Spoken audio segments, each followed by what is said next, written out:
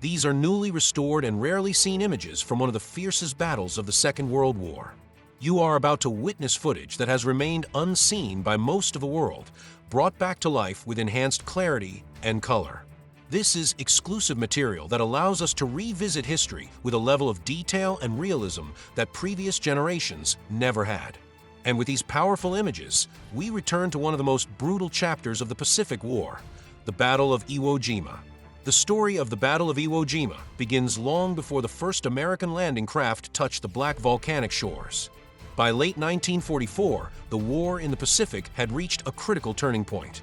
The United States had captured the Mariana Islands, giving long-range B-29 bombers the ability to strike deep into the Japanese home islands. But between those new American air bases and Japan itself sat a small, heavily fortified island, Iwo Jima.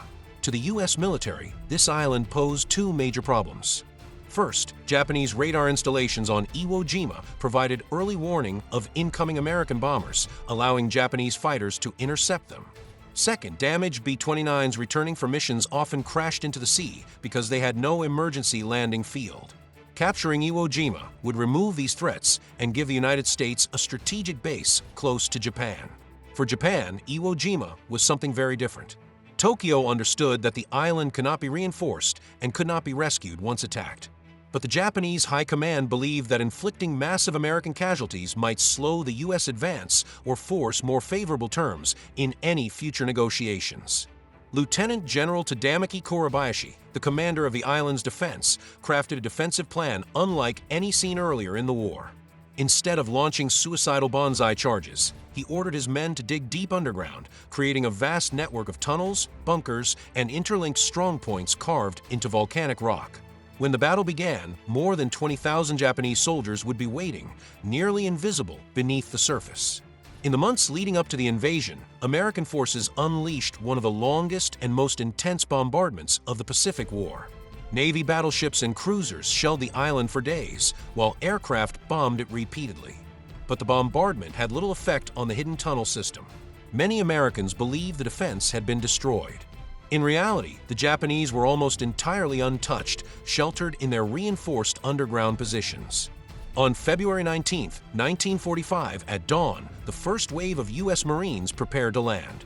The 5th Amphibious Corps, made up of the 3rd, 4th, and 5th Marine Divisions, would carry out the assault. As the landing craft moved toward the beaches, Marines could see Mount Suribachi rising in the distance, a looming volcanic mountain dominating the southern end of the island. Its position allowed Japanese defenders to target almost every part of the coastline. When the Marines first hit the shore, there was an eerie silence. The volcanic sand slowed their movement, making every step feel like walking through deep mud. Just as the beach began to fill with Marines, vehicles, and supplies, General Colorized issued the order to open fire.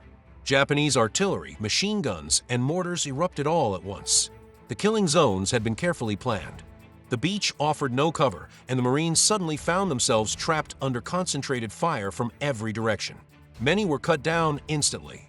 Others used shell craters or abandoned landing craft for shelter, trying to survive long enough to push inland. Progress was brutally slow. The soft volcanic ash made it difficult to dig trenches, and even more difficult for tanks and support vehicles to move. Every inch of ground had to be fought for. The Marines soon realized that the island was not defended by scattered positions, but by an interconnected fortress beneath their feet. Destroying a bunker on the surface did not eliminate the defenders inside. They would simply reappear through hidden exits or fire from entirely different angles. In the southern part of the island, the 5th Marine Division focused on Mount Suribachi, the source of devastating Japanese fire. The fighting around the mountain was fierce and constant. As Marines closed in on Suribachi's base, they used flamethrowers, explosives, and tank support to seal off the entrances to tunnels. After days of intense combat, a patrol reached the summit. On February 23rd, the Marines raised a small American flag. A short time later, a larger flag was raised for visibility, and a photograph of this moment became one of the most iconic images of the entire war. But the raising of the flag did not mean victory. Most of Iwo Jima still remained under Japanese control. As the Marines advanced north, the fighting grew even more difficult. The terrain was a maze of rocky ridges, jagged outcrops, and hidden bunkers. Colorized's defense relied on delay and attrition. Japanese units fought from positions that were almost impossible to detect until they opened fire. Even after a position was cleared, snipers and machine gunners often struck from tunnels behind the Marines' lines. Every step forward revealed another layer of defenses. The struggle for places like the Meat Grinder, Turkey Knob, and Hill 382 cost thousands of lives. These areas became synonymous with relentless combat, where entire companies were reduced to handfuls of men in a matter of hours. Flamethrower operators and demolition teams were essential, moving from bunker to bunker, trying to seal tunnels permanently. The Marines never faced mass Japanese attacks, but instead encountered small, coordinated teams that fought to the last man. Casualties mounted on both sides. Medics worked constantly, pulling wounded Marines out of exposed areas under fire. The noise of battle was constant: artillery, machine gun bursts, explosions, and the roar of flamethrowers. The black volcanic sand, the acrid smoke, and the overwhelming intensity of combat made Iwo Jima one of the most physically and psychologically punishing battles of the Pacific. By early March, American forces had taken most of the island's airfields.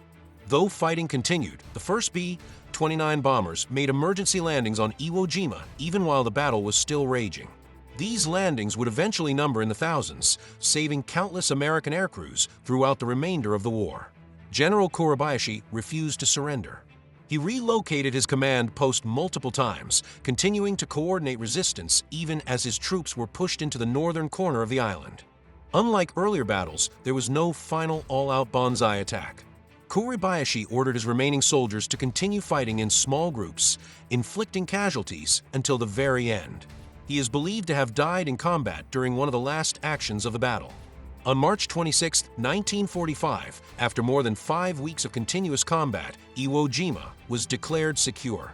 Out of more than 20,000 Japanese defenders, only a few hundred were taken alive. American casualties were also staggering. Nearly 7,000 Marines were killed, and more than 20,000 were wounded. The battle marked one of the costliest victories in Marine Corps history. And yet, despite the heavy price, the island played a critical role in the final months of the war. Almost 3,000 B-29 bombers made emergency landings on Iwo Jima, saving the lives of tens of thousands of airmen.